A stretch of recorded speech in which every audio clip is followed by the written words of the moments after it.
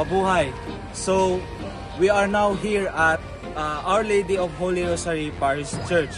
So, this church is considered as one of the heritage here at Bacuag Municipality. So, this church is built at year 1919. Welcome to Bacuag, where adventure is closer to nature! A few moments later.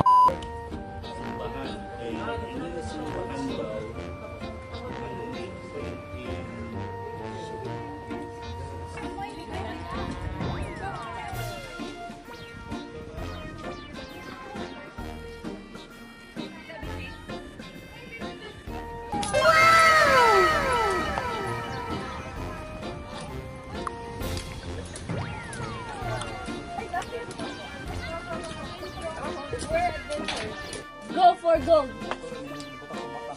Isa-isa lang kami dyan kung di pwede magdungan. Woo! Woo!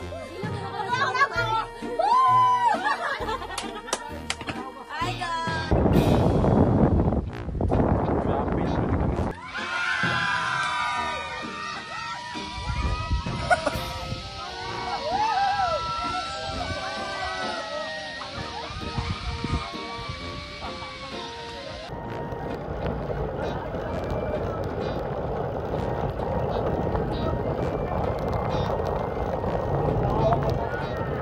Six and a half hours later. Nabalik palagi ka mo.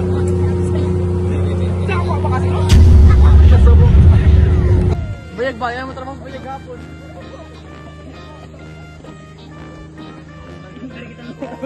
Marian. Dari kita mga tayo game. Mau na mas bayag. Guys. Hi guys.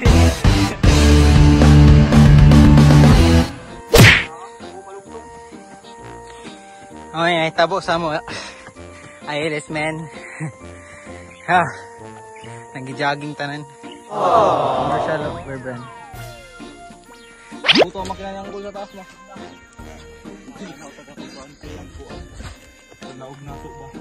Prino. Ay, paulan yun ako ba? Kumbulit ka ba?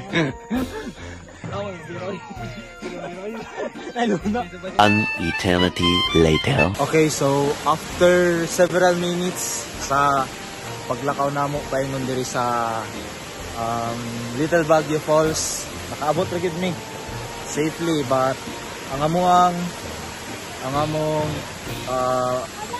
multi-cab is nara nag-standby dito sa may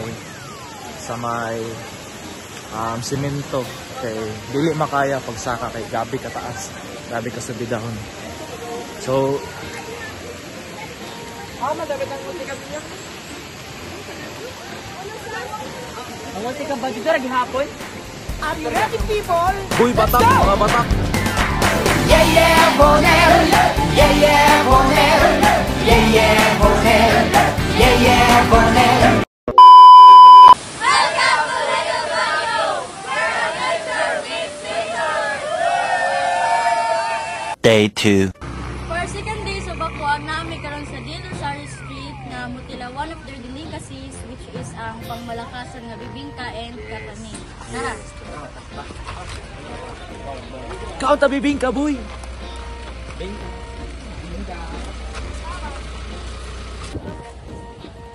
Karon pre, namalit kami ng bibingka kuman na upat diri ka buok na linya.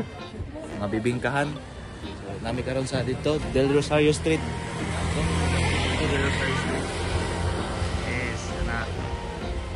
Kung magpalit mo bibingka, mani mo Bacuag. Pangutan na lang mo kung asa ang Del Rosario Street. Kaya naara diri naglinya tanan bibingkahan.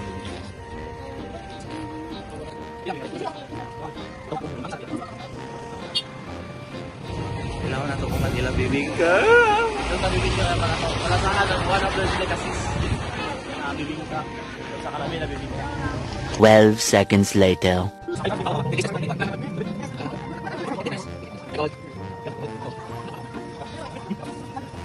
Okay, so nakatag na kami ng review sa TikTok. 10 out of 10 and then bibingka. Mas malami yun yung magkaon ka sa mutag na yung mga iban. Malibre sa imo. Karon Libre man. ang reaction sa pawa nagipalit ni Jared. Umay mo malang pre. Dami siya kaya. Dami siya kaya. Umay luon dito. Umok yung umok. Na siya ano. Panin? Lubig. Lubig. Caramelized na one. Butong litik no. O latik. Ikaw, imo ano? Sa review. Tunta pawa? Very fresh. Very organic. Very ano siya? Very solid. Okay din. Ano yung Jack? Best. Tagkin sila tag sa juice. Barato na kayo. Affordable. Tagko pa, kaya abot na, bandara nga tagko, tapos naganimay, tapos mahal. Tapos dili, one of the best, tapos karato ka, affordable sa mga Kalayo. Ang solid meal. Review ba? Review. Cameraman ako.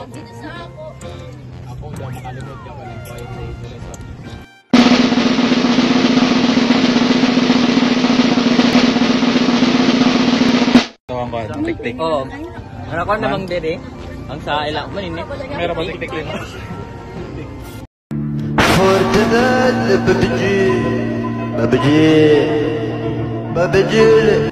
Ang tik-tik kay mara tampis kan siya. Sanan ang pagka-first mo raw way lasa. Pagka-last makakilawang ni Didi mo kuan.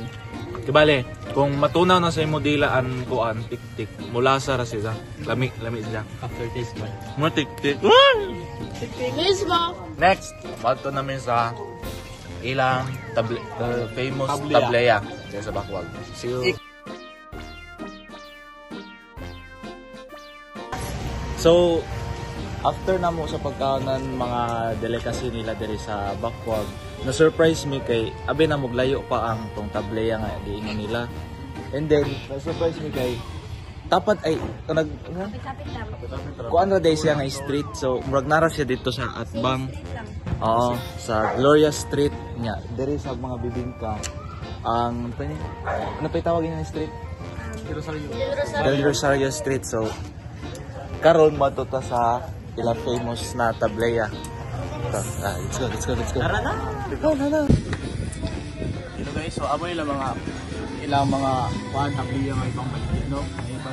May mint, tapos may chocolate, may powder. So na ako'y mga kuhan, chocolate lang. Malakasan din namin. One of the best. Mga Ano man? Lami? Lami?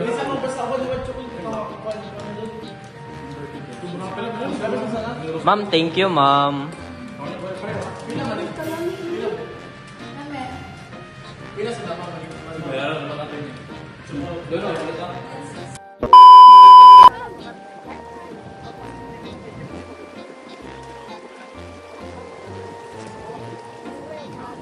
karon nabi sa floating natin.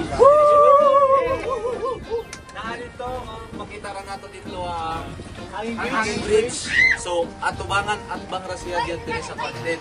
Dito na ay pwede dito picturean sa mga tourists. So, sa tawag ka na. So, ang among experience diri sa pagsakay namo na floating cottage.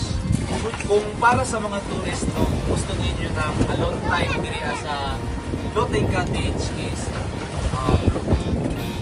kung compare nato sa normal na cottage, mas nindot, mas may privacy and mas may time mo sa inyong mga barkada.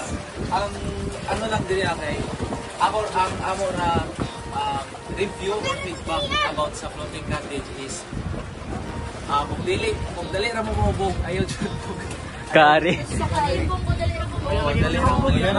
pero Iskay wala nakainom ikong gyapon. malipong mo diriya. Pero overall nindot siya, mas makadagdag siya ng tourist attraction, and then para sa mo 10 over 10. Basta ako no kaya. Nindot siya.